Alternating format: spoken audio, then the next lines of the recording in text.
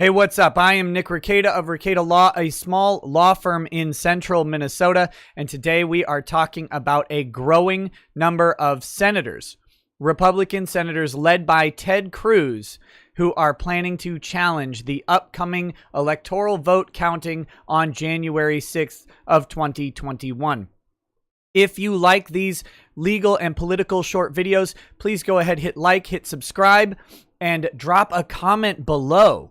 Please tell me what you think about the story, what you think about the situation, what you think about me, whatever it is. Go ahead, let's get into it down in the comment section. All right, so this is a story from Axios, which will be linked in the description. If you want to read the full thing, we're going to use it. I'm going to summarize what's in there, and I'm going to briefly use it to talk about the list of senators, because I don't remember all their names. But we've got Ted Cruz leading the way. He is the junior senator from Texas and has become quite a popular right-wing constitutional senator over his tenure in office. In fact, running unsuccessfully as the number 2 against Donald Trump in the 2016 primary, which was originally a pretty heated exchange between Donald Trump and Senator Ted Cruz, although they seem to have mended fences and built bridges back into a pretty cordial relationship, with Ted Cruz supporting the president on several issues. And now Ted Cruz is, of course, leading the pack of senators in Washington who plan on standing up to this. Now, to be very clear about this, because I've seen some confusion, U.S. senators and U.S. congresspeople do not have the power to decertify an individual state's results. That power is with the state legislatures. However, U.S. House and Senate members can come together and challenge the electoral vote counts that are read on January 6th, and then that will bring both chambers into a 12th Amendment debate where they will discuss the electors and they will vote on whether or not to accept them. If they choose not to accept them, where both chambers of Congress vote against what was read, they choose not to accept them, then it removes those electors from the count. So, and they go state by state or elector by elector, depends on how they end up debating and voting, but it does remove them from the count, which could lead to the Congress ultimately picking the president. This is a very, very unlikely scenario, but we are also in very, very unlikely times. So what do these Congress people want? They are threatening to stand up and oppose certifying the election results, but they have proposed an alternative, taking notes from all the way back in 1876 with the Hayes-Tilden election, one of the most contested elections in U.S. history. Now, prior to inauguration in 1877, they actually put together a mixed panel of Republicans, Democrats, and Supreme Court justices to go ahead and review the electoral results and make a recommendation, and it ultimately ended with Hayes winning a victory.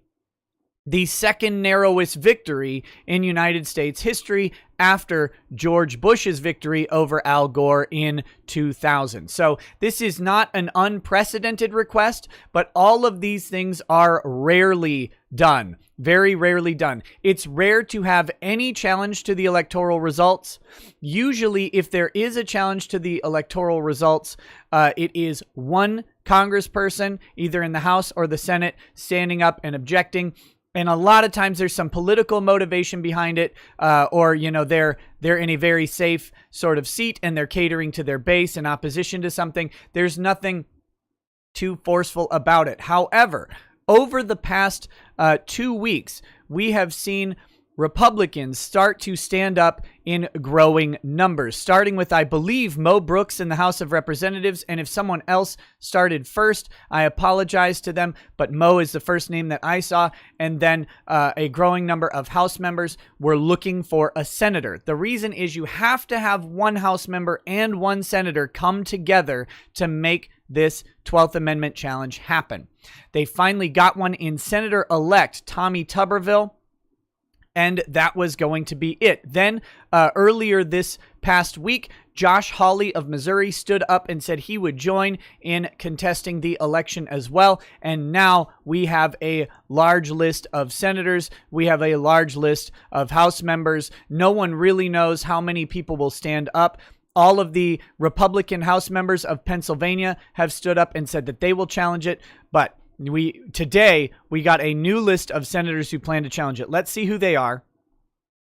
We have Ron Johnson from Wisconsin, James Lankford from Oklahoma, Steve Daines from Montana, John Kennedy, Louisiana, Marsha Blackburn from Tennessee, Mike Braun from Indiana, and Senators-elect Cynthia Loomis from Wyoming, Roger Marshall from Kansas, Bill Hagerty from Tennessee, and Tommy Tuberville from Alabama. And of course, the senators-elect will be senators at the time that this occurs. So it's a pretty interesting proposition. There is growing support on the Republican sides of this, even in opposition to things stated by the Republican Senate Whip John Thune and the Republican Senate Majority Leader Mitch McConnell, who have both cast some negative aspersions upon the idea of challenging the electoral vote.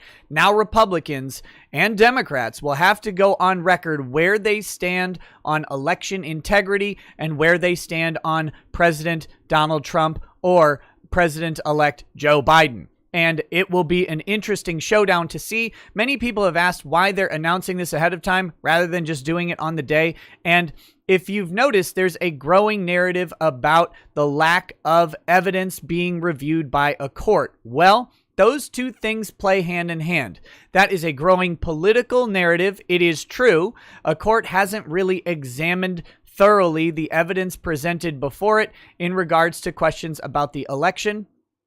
But there is not much time left for those evidentiary reviews in court. Now they're taking that to a political argument, and that evidence can be and will be brought before the chambers of the House and the Senate on January 6th. Signaling ahead of time that there is definitely going to be a challenge and that it will be supported broadly rather than a one-off challenge by, some kooky House member or some zany senator.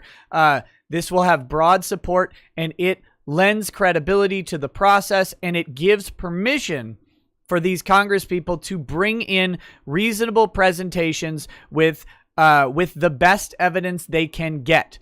With the best evidence, witnesses, testimony, whatever they have time to do, they will be bringing that on January 6th, and that is the critical factor now. So we'll be watching here on this channel. If you want to watch with me and comment below and engage in the discussion, please, again, like, subscribe, share, all of those things, and I will see you very soon. Peace. Peace.